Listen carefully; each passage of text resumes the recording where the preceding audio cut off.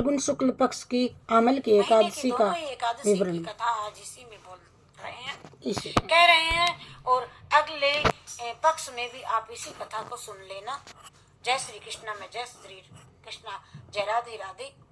युधिष्ठिर ने कहा कि श्री कृष्ण, मैंने विजया एकादशी का महत्व भी जो महान फल देने वाला है सुन लिया।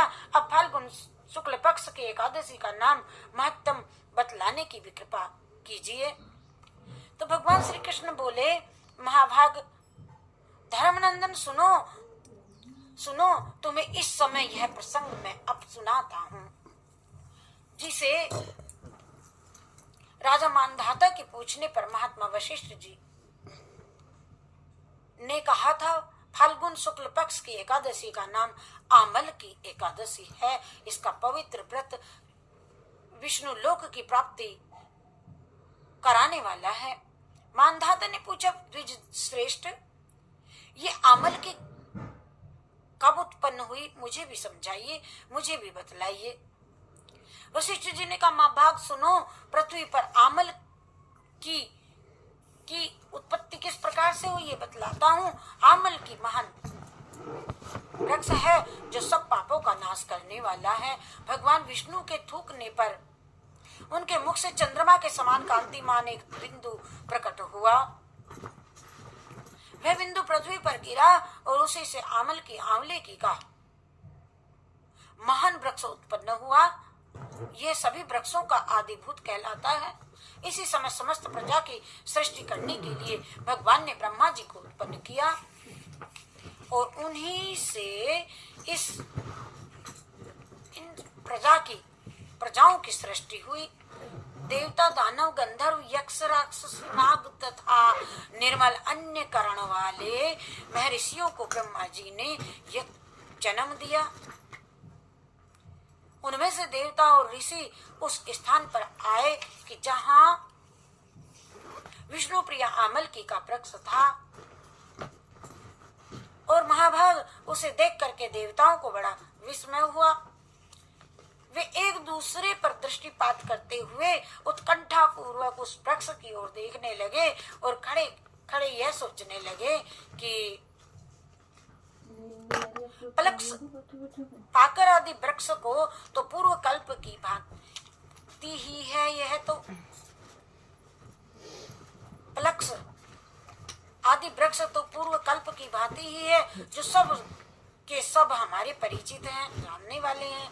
किंतु इस वृक्ष को तो हम नहीं देखा, नहीं जानते। इन्हें इस प्रकार का चिंता करते देख आकाशवाणी हुई कि हे महर्षियों, ये सर्वश्रेष्ठ आमल की का वृक्ष है जो विष्णु प्रिया को अति प्रिय है। इनके स्मरण मात्र से गौदान का फल मिलता है। पलक्ष पाकर स्पर्श करने से इससे दुगुना फल मिलता है, भक्षण करने से 3 गुना पुण्य प्राप्त होता है। इसीलिए सदा प्रयत्न पूर्वक आमल की का सेवन करना चाहिए। ये सब पापों को हरने वाला वैष्णव वृक्ष बताया गया है। इसके मूल में विष्णु, उसके ऊपर में ब्रह्मा और इसके स्कंद में परमेश्वर और भगवान रुद्र हैं। शाखाओं में मुनि हैं, टहनियों में देवता हैं और पत्तों में वसु हैं और फूलों में मरुदगण तथा फलों में समस्त प्रजापति वास करते हैं। आमल की देव सर्वदेवमयी बतलाई गई है। अतः विष्णु भक्त पुरुषों को के लिए यह परम पूज्य है। ऋषि बोले, अव्यक्त स्वरूप से बोलने वाले महापुरुष, हम लोग आपको क्या समझें? आप कौन हैं? देवता हैं या कोई और हैं? हमें ठीक ठीक बतलाइए। आकाशवाणी हुई, जो संपूर्ण भूतों के कर्ता तथा समस्त भुवनों के सृष्टा हैं, जिन्हें विद्वान पुरुष भी कठिनता से देख पाते हैं, वही सनातन विष्णु है। तशामूले स्तुतो विष्णु ध्रुव च पितामह स्कंदे च भगवान रुद्र संस्थिता परमेश्वरा शाखासु मुनय सर्वे प्रसखासुस्य देवता प्रशाखासु च देवता प्रणेषु बसवो देवा प्रणेषु बसवो देवा पुष्पेषु मरुतस्तथा तथा प्रजानां पतयः सर्वे फलेष्वेव फलेष्वेव व्यवस्थिता स्थिता सर्वदेव मयि वेशां धात्री च कथितां मया। कथितां मया। देवादिदेव भगवान विष्णु का कथन सुन करके उन ब्रह्म कुमार महर्षियों के नेत्र आश्चर्य से चकित हो उठे। उन्हें बड़ा विस्मय हुआ। वे आदि अंतर रहित भगवान की स्तुति करने लगे। सभी ऋषि बोले, संपूर्ण भूतों के आत्मभूत आत्मा एवं परमात्मा को नमस्कार है, नमस्कार है, नमस्कार है, प्रणाम है। अपनी महिमा से कभी चैत न होने वाले अच्युत को नित्य प्रणाम है। अंतर रहित परमेश्वर को बारंबार प्रणाम है। दामोदर कवि सर्वज्ञ और यज्ञेश्वर को नमस्कार है। हे महापते, आपको नमस्कार है, नमस्कार है, प्रणाम है, प्रणाम है। मायापते, आपको प्रणाम है, प्रणाम है, प्रणाम है। ऋषियों के इस प्रकार स्तुति करने पर भगवान श्री हरि संतुष्ट हुए और बोले, महर्षियों, तुम्हें कौन सा अभिष्ट वरदान दूं? ऋषि बोले, भगवान, यदि आप संतुष्ट हैं तो हम लोगों के हित के लिए कोई ऐसा हमें व्रत बतलाइए कि जो स्वर्ग और मोक्ष रूपी फल प्रदान करने वाला होवे। ऐसा हमें कोई व्रत बतलाइए। श्री विष्णु जी बोले, महर्षियों, फाल्गुन शुक्ल पक्ष में यदि पुण्य नक्षत्र से युक्त द्वादशी हो तो वह महान पुण्य देने वाली और बड़े बड़े पातकों का भी नाश करने वाली होती है। हे द्विजवरों, ब्राह्मणों, उनमें जो विशेष कर्तव्य है उसको भी आप सुनो। आमल की एकादशी में आंवले के वृक्ष के पास जाकर के वहां रात्रि में जागरण करना चाहिए और इससे मनुष्य सब पापों से छूट जाता है और सहस्त्र गौ दान का फल प्राप्त करता है। विप्रगण, ये व्रतों में उत्तम व्रत है जिसे तुम लोगों को मैंने बताया। सभी व्रतों में उत्तम व्रत है जो मैंने आपको बतलाया। ऋषि बोले, भगवान, इस व्रत की विधि बतलाइए, ये कैसे कैसे पूर्ण होता है, ये सब कुछ हमें समझाइए।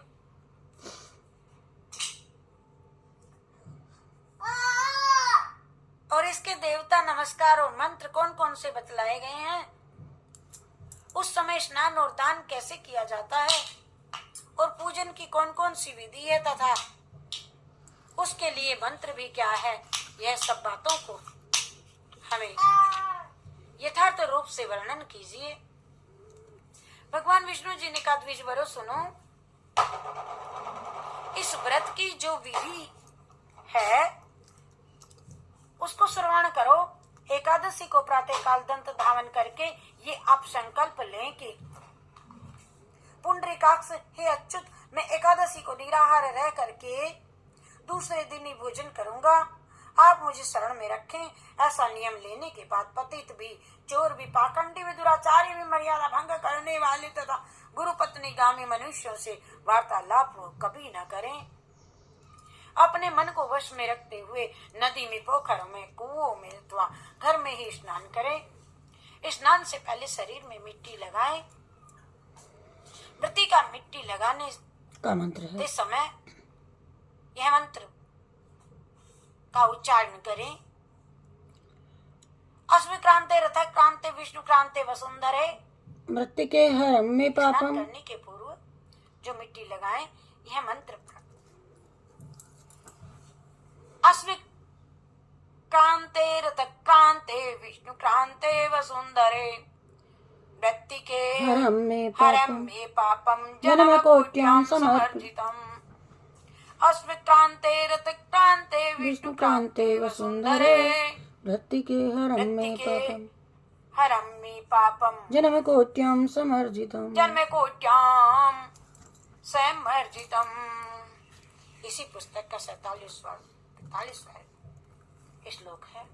संस्कृत हम बात नहीं कर रहे, हम विसर्जित कर रहे हैं इसमें। और वसुंधरे तुम्हारे ऊपर अश्व और रथ चला करते हैं, तथा वामन अवतार के समय भगवान विष्णु जी ने भी तुम्हें अपने पैरों से नापा था। मृत्यु के मैंने करोड़ों करोड़ों जन्मों में जो जो भी पाप मैंने किए हैं अर्थात अनावश्यक हो भी रहे हैं, मेरे उन सब पापों को आप हर लो। इस मंत्र के बोलने से, स्नान करने से सभी पापों नष्ट हो जाते हैं। और फिर स्नान का भी इसमें मंत्र है, बोल देते हैं। क्या है? त्वं माता सर्वभूतानां जीवनं तत्तु रक्षकम् स्वदेज्यो त्विच जातीनां रसानां पतिये नमः। स्नातोऽयं सर्वतीर्थेषु हृदप्रश्न वणेषु च वणेषु स्वाप्नोऽयं सर्वतीर्थेषु हृदप्रश्न वणेषु च नदीषु देव खातेषु इदं स्नानं तुम्हेव भवेत्। तुम्हें भवेत्, त्वमेव भवेत्। यह स्नान करते समय ब्राह्मण लोग करते हैं, अपन तो देखो पढ़ करके बोल रहे हैं। जल की अधिष्ठात्री देवी माता तुम संपूर्ण भक्तों के लिए और जीवन हो। जल की अधिष्ठात्री देवी को प्रणाम करते हैं। तुम संपूर्ण भूतों के लिए जीवन हो, और वही जीवन जो स्वदेश उत्कृष्ट जाति के जीवों का होता है उनके लिए भी तुम ही रक्षक हो। जो जल में जीने वाले हैं, पृथ्वी के अंदर अंडज हैं जो, और जो तुम रसों की सभी की स्वामिनी हो वसुंधरे, तुम्हें नमस्कार है, नमस्कार है, नमस्कार है, नमस्कार है, नमस्कार। आज मैं संपूर्ण तीर्थों, कुंडों, झरनों, नदियों एवं संबंधी सरोवरों में स्नान कर चुका हूँ। मेरा ये स्नान उक्त सभी स्नानों का फल देने वाला होवे। विद्वान पुरुष को ये चाहिए कि वह परशुराम जी की सोने की प्रतिमा बनवावे, और प्रतिमा अपनी शक्ति और धन के अनुसार 1 या आधे माह से स्वर्ण की होनी चाहिए।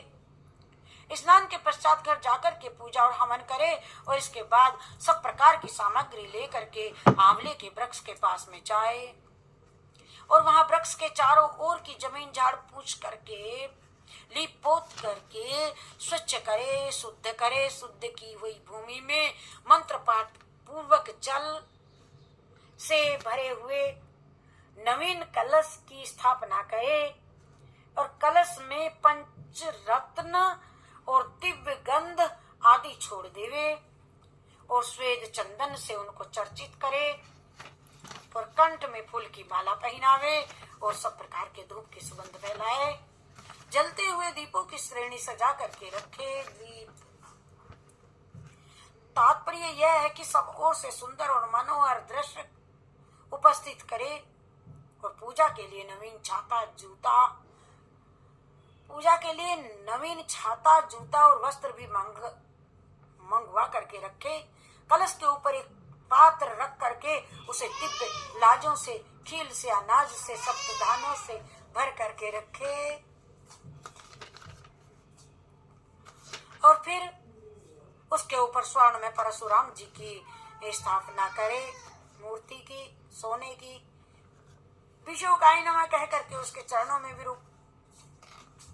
विश्वरूपिणे नमः, और दोनों घुटनों की उग्राय नमः से जांघों की दामोदराय नमः, ये कटिभाग की पद्मनाभाय नमः से जांग, और उदर की श्रीवत्सधारिणे नमः, इसके वक्ष स्थल की चक्रिणे नमः से बाएं बाएं की, और गदीने नमः से दाहिनी बाएं की, और वैकुंठाय नमः से कंठ की, और यज्ञ मुखाय नमः से मुख की, और विश्व निधिये नमः से नासिका की, और वासुदेवाय नमः से नेत्र की, और वामनाय से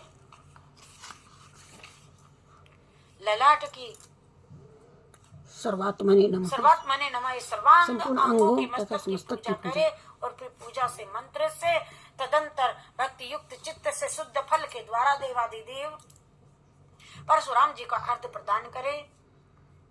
अर्घ का मंत्र इस प्रकार से बोलते हैं, देखते हैं जैसे